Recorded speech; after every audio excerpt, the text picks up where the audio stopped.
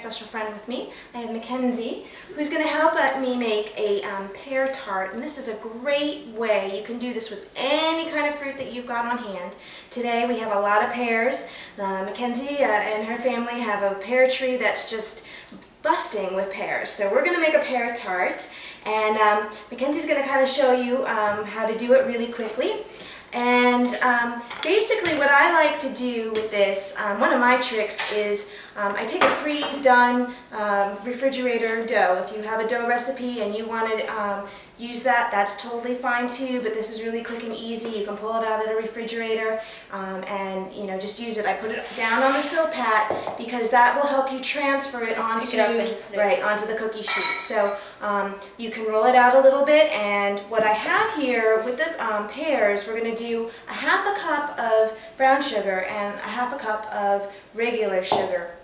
We're just going to mix that in, and then Mackenzie's going to kind of stir that all into the pears, and that'll give a really nice sort of juicy glaze to your pears. It'll make them look real pretty and taste really good. And this way you can also do this if your pears or any of your fruit is not fully ripe, which some of these pears were not fully ripe, but that's okay because it's going to go into the oven. They're going to kind of melty and get juicy, and it'll be all good. So you don't have to really worry about that not being ripe in this particular recipe. I've done this with plums, I've done this with nectarines, apples. It just depends on what the season is, and you can do this all year round. Yeah, you can do this year round, exactly. And it's a fun activity. Mackenzie was saying it's a great activity.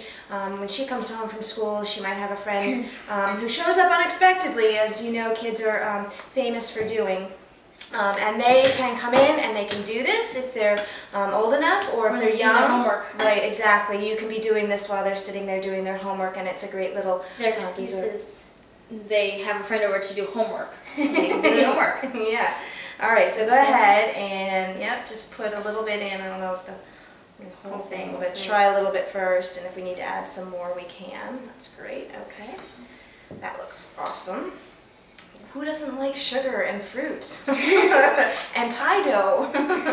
So this is a good way, and she'll just shape that around the fruit. Yep. Is that enough for sugar? No, I think it's good. I think it's good. If we can add a little more in the center anyways at that point. And I'll just move straight over here, and you can show the camera what you're doing. So it's just really a rustic tart. This is, you can fold it really over the fruit. You can just do it as Mackenzie's kind of making a little barrier around it. Yep. And there's no wrong or right way of doing this. It's rustic for a reason, and it looks really cool. If this is an easy recipe, parents, you can do this if you have your own adult party coming up and you have no time. Take that refrigerator dough out, pour some fruit and sugar in the center of it, and you're good to go. Show up. Yep. More than you expected. Yeah, exactly. And that happens often. All right, you've got kind of in the shape of a heart. That's kind of cool. I like that. Okay. All right, and then we're going to just brush a little bit of egg wash around it, and that'll just give you that really nice sort of brown that you see when you go into those fancy French pastry shops, and they're all golden brown and crispy and lovely. It's an egg wash that's pretty much It's just an egg beaten up. Just an egg beaten up, absolutely. You can add a little water if you need to thin it down. We just put the egg in, and that's another good reason for doing it on the silpat, because now it's going to make it super easy to lift up and place as so. And that's it. Alrighty. All right, and then we're going to put it into an oven at 350 degrees. And I would say, depending on the fruit and depending on how much fruit, start checking in at about 25 minutes, and then go from there. It can take anywhere from 25 minutes up to 45 minutes, depending on your oven temperature. Everybody's ovens are a little different, but 350, check it at 25 minutes and go from there. You want to see a nice crust, nice brown. You don't want it to start burning. So if you see it start burning and you don't think that the fruit necessarily has cooked all the way through, you can put a little bit of tin foil around the edges. That will prevent the edges from getting any more browner and the fruit to continue to cook. So we're good to go. All right, we're going to put it in.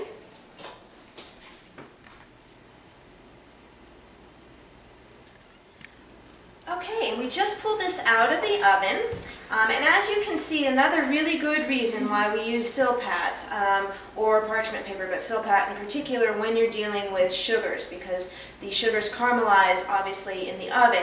And you'll notice that we got a little bit of the sugar spill out from the juices of the pears, and then when the sugar melted down. So it's okay, this is no problem. All the sugar, once it hardens, will just peel right off the Silpat. And you can see we have a beautiful, nice golden crust and lovely golden pears, and this is going to be a fabulous tart. You can get this recipe and much more on kidsinnacook.com. Thanks so much for being here with us today. We'll see you soon.